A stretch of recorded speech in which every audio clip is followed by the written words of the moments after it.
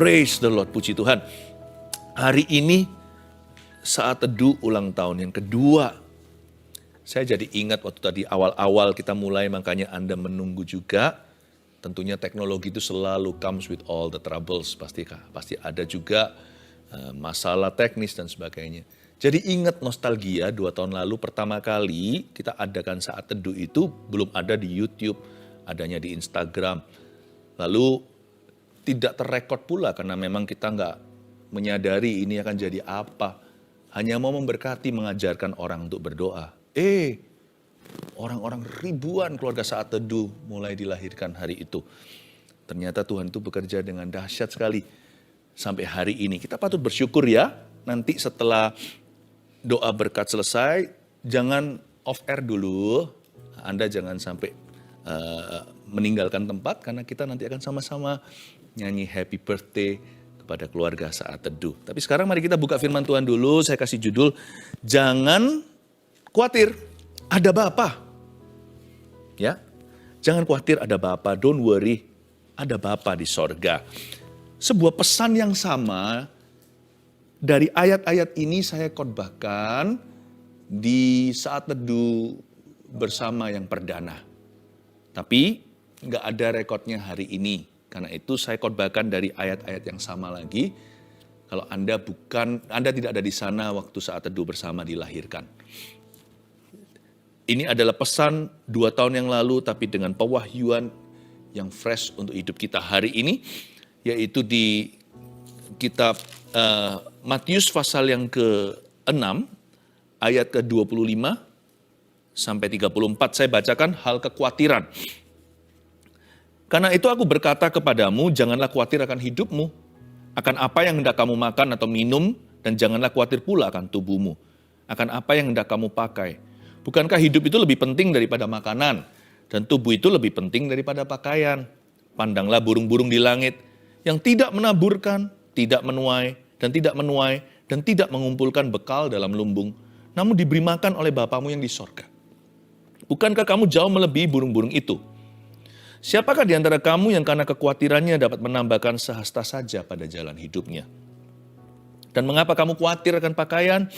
Perhatikanlah bunga bakung yang di ladang, yang tumbuh tanpa bekerja dan tanpa memintal.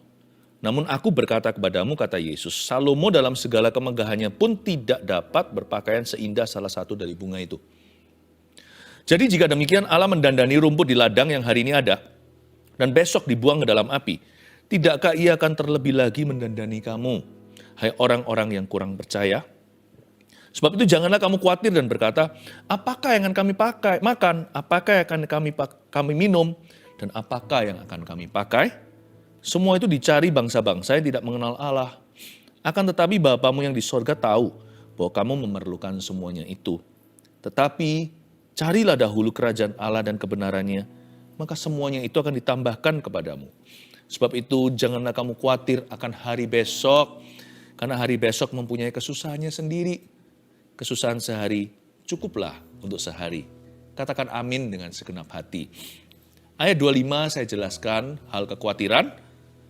Hari ini Roh Kudus bicara begini. Dear keluarga saat teduh, jangan khawatir, ada Bapa. Oh, bukan hanya menunjuk ke atas, jangan khawatir. Ada Bapa di dalam hidup kita. Karena itu aku berkata kepadamu, kata Yesus ayat 25, janganlah khawatir akan hidupmu. Berhenti di situ, yaitu di ayat 25a. Ternyata syarat untuk dipelihara oleh Bapa itu bukanlah sebuah tugas, bukanlah sebuah pekerjaan, bukan sebuah aktivitas atau perbuatan. Syaratnya mudah susah. Karena orang lebih gampang untuk melakukan sesuatu dengan kekuatannya. Apalagi kalau sedang panik, sedang cemas. Suruh dia menunggu sesuatu, itu rasanya gerah. Orang itu harus berbuat sesuatu. Kalau enggak dia pasti akan tidak bisa tinggal tenang. Ternyata kali ini syarat untuk dipelihara oleh Bapa itu adalah tidak berbuat apa-apa. Janganlah kamu khawatir, itu perintah bukan saran. Mau dipelihara seperti burung di udara. Mau dipelihara, mau didandani seperti bunga di ladang. Alkitab mengatakan dengan jelas, Yesus mengajarkan begini, kalau kamu mau dipelihara, janganlah khawatir akan hidupmu. Wah, perintah itu kan biasanya untuk berbuat sesuatu. Ini sebuah perintah untuk tidak berbuat apa-apa. Disuruh tinggal diam dan tenang dan ketahuilah bahwa Dia adalah Allah. Disuruh tidak boleh khawatir karena ada Bapa. Kali ini iman adalah berdiri, tidak melangkah. Stand Moses, berdirilah di sana hai Musa. Hari ini engkau akan melihat kelepasan dari tangan Tuhan. Today you shall see my deliverance. Musa emangnya bisa buat apa? Maju ke depan tenggelam di Laut Merah. Mundur ke belakang sudah digempur oleh pasukan Mesir yang sudah bernafsu membunuh. Sometimes dalam hidup ini kita tidak bisa maju atau mundur, kita tidak bisa melakukan apa-apa, tinggal percaya. Tahukah syaratnya untuk kita dipelihara oleh Bapa? Janganlah kamu khawatir, sebuah perintah yang tidak berakhir pada aktivitas, tapi sebuah perintah yang berujung pada iman yang teguh pada Tuhan. Have a strong faith, will you? You don't have to have a great faith. Tidak perlu kita punya iman yang gede atau besar. A strong one. Biji sesawi pun tapi utuh. Jangan bimbang sama Tuhan. Lalu apa aja sih yang dikhawatirkan oleh orang sejak 2000 tahun, sejak ribuan tahun yang lalu? Ternyata dari zamannya bangsa Israel di Mesir ataupun ketika mereka sedang mengembara di padang gurun, nggak ada perubahan tuh manusia. Manusia tetap khawatir dari sononya, dari nenek moyang sampai hari ini. Hanya kekhawatirannya beda. Dulu nggak ada teknologi seperti hari ini. Dulu zaman berubah, berbeda. Hari ini dunia berubah. Tapi tetap sama, pada dasarnya selalu manusia itu terbuat dari materi yang sama. Kita ini khawatiran orangnya. Jangan khawatir akan hidupmu. Biasanya orang khawatirnya itu 3 sub atau ada 3 dimensi akan apa yang hendak kamu makan atau minum. Jangan khawatir pula akan tubuhmu, apa yang hendak kamu pakai. Biasanya makan, minum, pakaian, sandang, pangan, papan. Manusia itu khawatir, meskipun ya sudah banyak orang yang melampaui level kebutuhannya tercukupi. Itu pun masih khawatir loh. Karena kali ini bukan lagi khawatir tentang makanan atau minuman, tapi sepiring nasi, semangkok nasi, dan sepiring berlian. Manusia itu penyakitan. Kekhawatirannya dijawab pun punya, nanti upgrade dia, kekhawatiran yang lebih besar. Khawatir itu penyakit rohani. Rohnya sakit, tidak tergantung dengan sekaya apa orang tersebut. Apa yang dia miliki atau apa yang dia belum punya, nggak ada hubungannya. Khawatir itu adalah keputusan. Kekhawatiran itu sebenarnya adalah hinaan ke wajah Bapa. You nggak becus, gitulah kira-kira kita ngomongnya. Nggak langsung sih, mana siapa berani. Tapi sebenarnya kekhawatiran itu dengan kata lain berkata, Tuhan, you're not doing a good job in my life. Tuhan, kau tidak melakukan perbuatan yang baik. Ya. Tuhan itu nggak lulus dalam hidupku. Tuhan itu nggak bagus. Kita itu menuduh Tuhan, berkata Tuhan tidak becus. Khawatir itu dengan kata lain begitu. Sama. Kita nggak usah dituduh pencuri. Tapi kalau HP orang di sebelah sana, lalu dia lihat kita, lalu dia pegang dan masukkan dengan lirikan seperti itu, ya sama aja dipandang sebagai pencuri. Ya nggak apa-apa sih kalau orang nggak kenal sih, lumrah.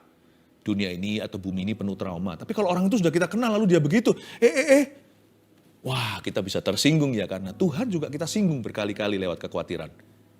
Seolah-olah sepertinya kita berkata, Tuhan, Engkau tidak mampu, Engkau tidak sanggup. Karena itu kekhawatiran itu sesuatu yang serius loh. Saya anggap itu, menurut saya, kekhawatiran itu dosa. Karena ini perintah kan, jangan. Jadi kalau kita langgar ya, apa kalau bukan dosa? Nah, kita baca berikutnya, bukankah hidup itu lebih penting daripada makanan dan tubuh itu lebih penting daripada pakaian? Di sini Tuhan mulai tunjukkan kita prioritas hidup yang lebih penting lagi. Karena kita ini bukan hewan. Bukankah hidup itu lebih penting? Kata bukankah hidup itu lebih penting menunjukkan bahwa hidup itu anugerah. So treat life as a gift. Mari kita memperlakukan kehidupan kita itu sebagai kasih karunia dari Allah. Sebagai pemberian. Hidupku ini kado dari Tuhan. Jangan bunuh diri, jangan lukai diri. Jangan jahat sama diri sendiri. Juga jangan manjakan diri sendiri sih. Ya, perlakukan dirimu sebagaimana firman Tuhan perintahkan dan ajarkan. Jangan berlebihan, jangan kekurangan. Tapi treat life as a gift, mari kita perlakukan hidup itu sebagai sebuah kasih karunia. Hidup itu kan lebih penting daripada makanan.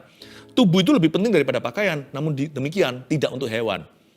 Kadang-kadang kalau saya lihat ya, ikan di akuarium itu hidupnya sehari-hari apa? Kasihan sih, dia itu kan hanya dibatasi dengan tembok akuarium itu, kaca-kaca kiri kanan. Tapi sehari-hari pikirannya hanya makan. Kalau kita sehari-hari pikirannya makan, bedanya apa sama hewan? Kalau kita hanya dikuasai dengan kekhawatiran apa yang kita pakai, apa yang kita minum, bedanya apa kita sama ciptaan Allah yang tidak semulia manusia. Manusia diciptakan sebagai makhluk kekal. Di dalam kita tinggal manusia rohani yang tidak bisa mati. Hewan bisa mati, tanaman juga. Tumbuh-tumbuhan bisa binasa. Tapi hanya manusialah yang disebut meninggal dunia. Pasti ada sesuatu yang lebih tinggi daripada hidup yang sekarang yang patut kita kejar dan perjuangkan. Gak mungkin melulu hanyalah soal pakaian, makanan, minuman. Kalau begitu kan Tuhan gak akan mengatakan bahwa kita adalah ciptaannya yang paling mulia. Kalau ternyata sederajat dengan binatang. Atau kalau kita selevel dengan hewan, semuanya hanyalah insting. Hanya kawin dan makan. Coba lihat, mau melatih hewan yang paling berakal budi pun, dolphin contohnya tetap harus kasih ikan kecil. Ujung-ujungnya, they live only to eat. Mereka hidup untuk makan. Kita enggak loh. To live is Christ. Kita ini hidup untuk Kristus. Makan untuk hidup ya. Tapi hidup kita bukan untuk makan. Hidup kita adalah untuk Tuhan. Berarti ada sesuatu dong. Pasti ada sesuatu yang lebih daripada sekedar makanan, minuman, dan juga pakaian. Bahkan semangkuk nasi, sepiring berlian. Pasti ada lebih dari itu. Bedanya kalau hewan itu primitif. Kalau manusia itu sepiring berlian tadi sophisticated, kita lebih kompleks. Tapi kalau ujungnya hanyalah untuk gratifikasi atau untuk memuaskan diri sendiri, bedanya apa kita sama ciptaan Allah yang lebih rendah? Ayat 26, pandanglah burung-burung di langit yang tidak menaburkan, tidak menuai, dan tidak mengumpulkan bekal dalam lumbung, namun diberi makan oleh Bapamu di sorga. Bukankah kamu jauh melebihi burung-burung itu? Baik, mari kita bicara soal burung-burung yang dimaksud di ayat 26. Betul sih, burung-burung itu memang tidak menabur dan tidak menuai. Tidak mengumpulkan. Tapi bukan berarti bahwa burung-burung itu nggak bekerja. Nah, kita masuk ke fase berikutnya. Jangan khawatir itu nomor satu. Itu harus settle dulu di hati kita. Nah, setelah kita tenang di dalam hati kita, bekerja pun menjadi berkat. Dengan segala tantangan, rintangan, pusingnya, pekerjaan itu sukacita loh. Kerja itu bukan kutukan. Kerja itu sudah ada di Taman Eden sebelum Adam dan Hawa jatuh dalam dosa. Cuman bedanya setelah mereka jatuh, mereka kehilangan tujuan Allah. Sama seperti kita kerja untuk apa? Kalau ditanya beneran kita nggak tahu. Kita nggak ngerti. Tapi itu yang disebut dengan manusia jatuh dari kemuliaan Allah. Tapi pekerjaan itu sendiri adalah berkat. Jadi jangan dibawa stres. Kalau kita punya pekerjaan itu bersyukur, banyak orang mau kerja nggak ada. Banyak orang kehilangan pekerjaannya alias di PHK. Kalau kita masih punya pekerjaan, if you don't do what you love, then learn to love what you do. Kalau kita tidak bisa suka dengan apa yang kita kerjakan, terpaksa nih demi dapat gaji atau untuk menyambung kehidupan, then belajarlah untuk mencintai pekerjaanmu. Asal itu halal dan benar, asal itu baik dan tidak melanggar hukum di negara, cintailah pekerjaan Anda. Pandanglah burung di langit. Bahkan juga Alkitab mengatakan, nambahkan Tuhan Yesus ajarkan bukan hanya burung saja ilustrasinya, tapi juga bunga di padang tidak memintal. Tapi dikasih Tuhan pakaian, Salomo aja nggak sebagus itu jubahnya. Coba kita renungkan. Yang dimaksudkan do not worry bukan berarti, oke, kita doa saja, nggak berbuat apa-apa. Bekerjalah. Kalau nggak kerja jangan makan. Tapi bekerja itu adalah aktivitas fisiknya. Hatinya harus rest di Tuhan. Hatinya itu harus bisa beristirahat di dalam janji-janjinya. Jangan khawatir. Stres itu harus di luar. Kalau saya mendapat tantangan pekerjaan, itu stres yang bagus. Kalau saya tidak aktif nanti saya pikun gimana? Coba lihat ya. Orang yang gak punya pekerjaan apa-apa nanti kan cari-cari perkara, cari-cari kerja. Apa aja dijadikan pekerjaan, apa aja dijadikan perkara. Bolehlah kita itu stres di luar. Karena itu namanya tantangan. Disitulah kita dengan Tuhan bisa ngalami yang namanya petualangan. Dari sisi Tuhan penyertaan, dari sisi kita adventure. Namun demikian, stres itu nggak boleh masuk di hati. Di hati bukan stres tapi rest. Di hati itu tenang. We work hard on the outside. We rest easy on the inside. Kita bekerja keras di luar sana. Di luar, maksudnya di tubuh kita. Pikiran juga. Tapi di hati kita itu istirahat dalam janji-janjinya. Karena kita tahu kita itu punya Bapa seperti apa. Itulah freedom di dalam hati kita. Kita baca ayat 27, siapakah di antara kamu yang karena kekhawatirannya dapat menambahkan sehasta saja pada jalan hidupnya? Ini pertanyaan ini harus dijawab. Jawab sesungguhnya, khawatir itu untungnya apa sih? Biasanya orang itu khawatir akan hal-hal yang di luar kontrolnya. Itulah nature atau hakikat khawatir. Kalau itu sesuatu di dalam kontrolnya, biasanya orang yang tanggung jawab langsung akan berbuat sesuatu. Khawatir itu tidak perlu, karena dia itu selalu mengkhawatirkan sesuatu yang dia nggak bisa apa-apa terhadapnya, atau sesuatu yang di luar kendalinya. Makanya itu kekhawatiran itu disebut sebagai dosa sia-sia. Kekhawatiran itu bukanlah dosa terbesar, dosa perzinahan, pembunuhan itu mengerikan. Tapi sadarkah Anda, the most useless sin, dosa yang paling useless, paling gak berguna, mau tahu? Dosa yang paling melumpuhkan orang dari dalam, belum apa-apa sudah KO.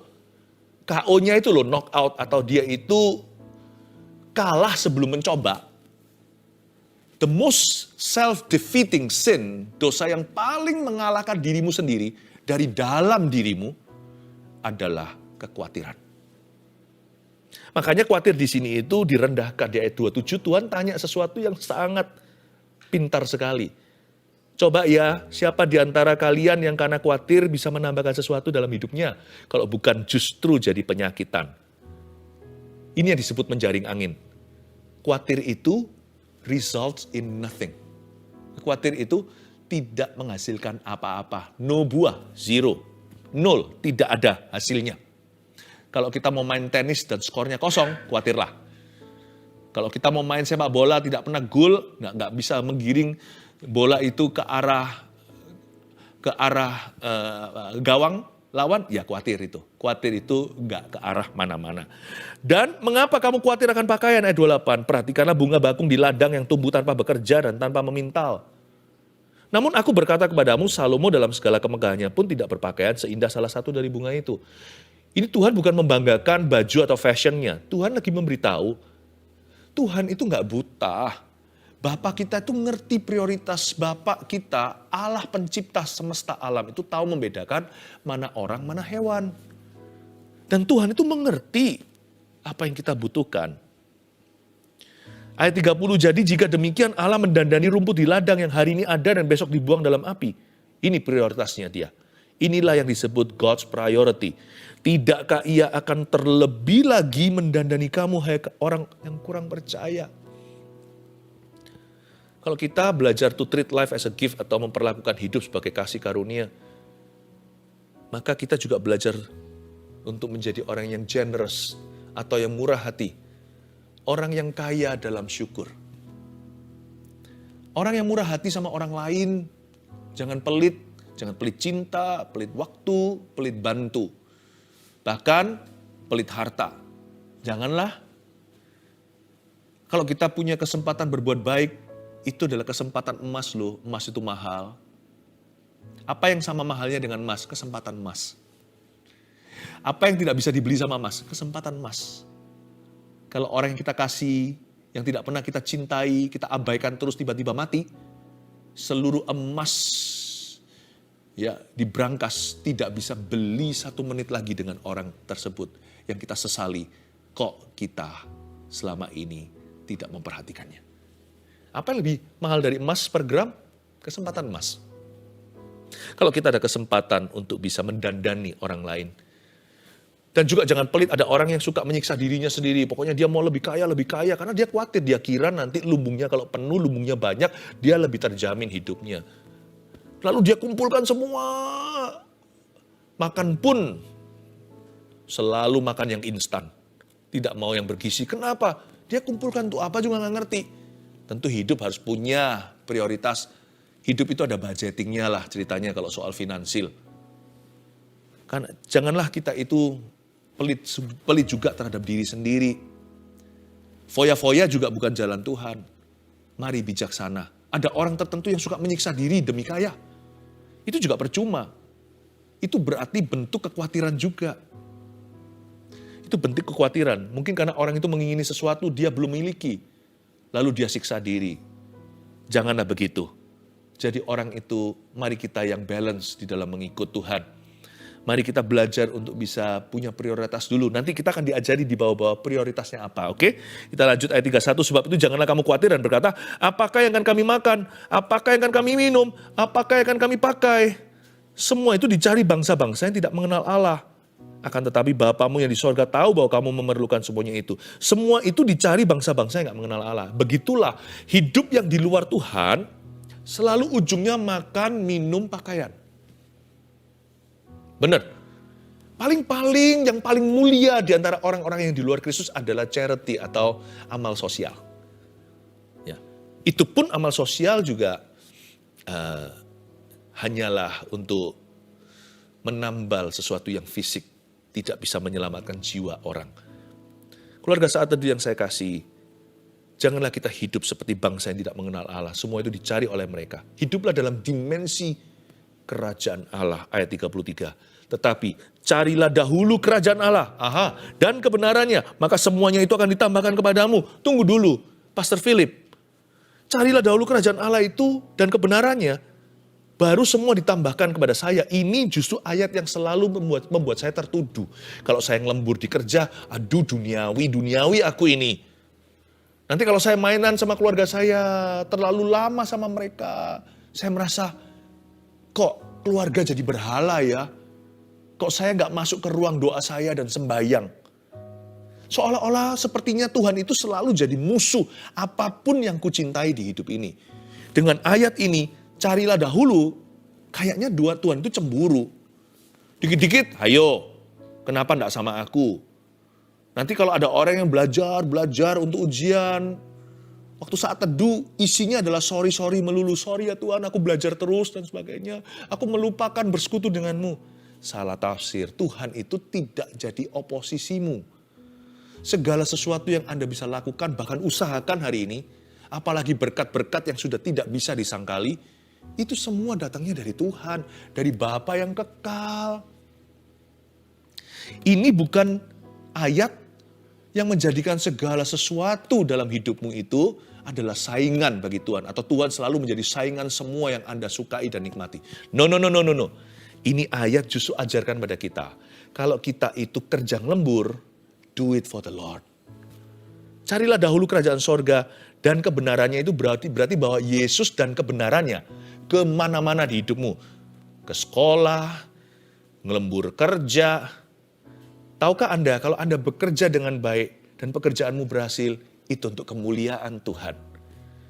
Tahukah Anda kalau Anda sedang meeting terus, dan kalau memang itu perlu, bukan cari aktivitas semata-mata, tapi sebagai bentuk untuk menanggulangi masalah yang ada di kantor dan sebagainya, itu kan memang jadi peran tanggung jawab Anda. Bukannya justru Tuhan dipermalukan kalau Anda membolos kerja. Itu yang dimaksudkan. Kalau kita memang harus sungguh-sungguh investasi waktu demi supaya pekerjaan kita itu berhasil. Jangan lupa, Anda juga sedang memuliakan Tuhan. Anak-anak Tuhan harus gigih di dalam profesi. Nanti orang bilang apa? Orang dunia ngomong begini, Kristen tapi malas. Jikalau Anda dengan keluarga Anda, ingatlah siapa yang memberimu istri. Bukankah Alkitab berkata, harta warisan rumah itu bisa dari papa mama. Tapi istri yang takut akan Tuhan itu datang dari Tuhan. Demikian pula suami, apalagi cari laki-laki yang sungguh-sungguh cinta Tuhan, itu adalah berkat atau aset yang tak terhingga. Punya anak, bukankah masing-masing itu anak panah yang Tuhan luncurkan, ditaruh di tabungmu, supaya suatu hari melejit dari didikan keluarga Anda? Bukankah itu semua Tuhan titipkan? Masa Tuhan suruh setelah kasih anak lalu mereka dibuat kelaparan perhatian? Enggak lah. Kalau saya sedang berdoa gitu, anak saya waktu masih kecil belum tahu diri, masuk, daddy. Saya nggak tolak, dalam nama Yesus kamu pergi. Kamu berhala, saya nggak begitu. Saya rangkul dia. Enaknya di sini loh. Anak saya nggak ngerti waktu itu.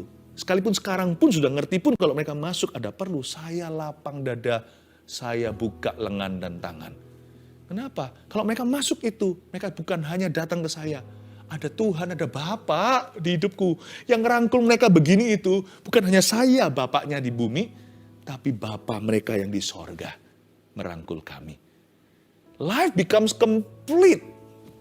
Kalau kita bawa Tuhan kemana-mana, dan kita bawa firman. Firman itu gak berhenti di tembok gereja, atau di pintu keluar. Lalu keluar, kita jadi orang yang beda.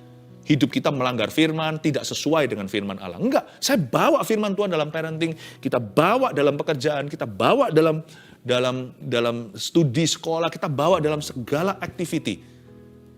Carilah dahulu kerajaan Allah dan kebenarannya. Kita bawa Kristus kemana-mana. Kita digendong Tuhan kemana-mana. Sampai putih rambut pun tetap berbuah. Memang ada aktivitasnya, jangan lupa. Ada waktunya saya memang minta menyendiri. Saya akan bilang sama family, ini waktu saat teduhnya daddy atau papa, saat teduh waktu segini. Kalau kita kan sama-sama ini Rabu Sabtu ini 2 tahun loh sudah. Oh, haleluya. Kita punya waktu aktivitasnya yang kita sepakati atau setujui. Di situ kita hargai boundary. Kita berikan waktu pada orang untuk berdoa. Ketika saya lihat istri saya sedang berdoa, saya nggak ganggu. Karena waktu itu istri saya menjadi milik Tuhan semata-mata yang memberikannya kepada saya. Oh haleluya. The world of the kingdom is the world of sharing. Dunianya kerajaan Allah itu dunia sharing. Ada waktunya Tuhan berkata, aku mau bicara sama suamimu. Istri harus tahu diri. Oke, kasih waktu biar suaminya dengar suara Allah. Nanti kembali menjadi suami yang lebih baik. Sebaliknya juga sama pada istri atau anak-anak. Saya tidak ganggu anak saya kalau anak saya lagi pelayanan. Saya tahu mereka milik Tuhan. Tapi Tuhan tidak akan ganggu. Kalau mereka itu sama saya, malah justru Tuhan bersama dengan aku. Tuhan bersama dengan kami. Isn't that beautiful? Our God is not super jealous, bukanlah Allah yang cemburu kalau soal berhala dan dosa lain kata. Kalau soal kasih karunia, gift hidup ini. Oh, God is your best supporter. Tuhan adalah pendukungmu yang paling setia. Ayat 34, sebab itu janganlah kamu khawatir akan hari besok. Karena hari besok punya kesusahannya sendiri. Kesusahan sehari untuk sehari. Kesusahan sehari cukuplah untuk sehari. Ini bukan berarti kita nggak boleh buat perencanaan loh ya, salah. Kita itu harus jadi orang yang selalu learn from the past, selalu belajar dari masa lalu. Menjadi orang yang plan for the future, menjadi orang yang selalu merencanakan masa depannya. Tapi jangan lupa, kalau mau hidupi di masa kini. Masa lalu jangan dilihat yang enggak, yang kurang bagus. Masa lalu itu, apa yang baik yang perlu Anda pelajari jangan dilupakan. Masa lalu bisa menjadi piala yang luar biasa, meskipun kesalahan kita. Masa depan harus direncanakan. Rencanakan. Jangan berkata aku ngalir, kesusahan sehari itu sehari. Yang sehari-sehari itu kesusahan, bukan perencanaan. Perencanaan jangan seharian. Rencana itu tahunan.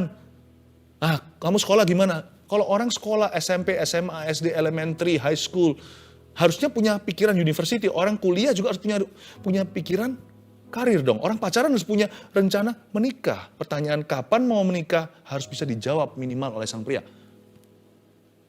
Rencana itu nggak boleh sehari-hari. Susah tuh sehari-hari, kesusahan sehari-hari. Ya, 1, 2, 3 saya kasih poin supaya Anda bisa bawa dalam doa selalu dan senantiasa.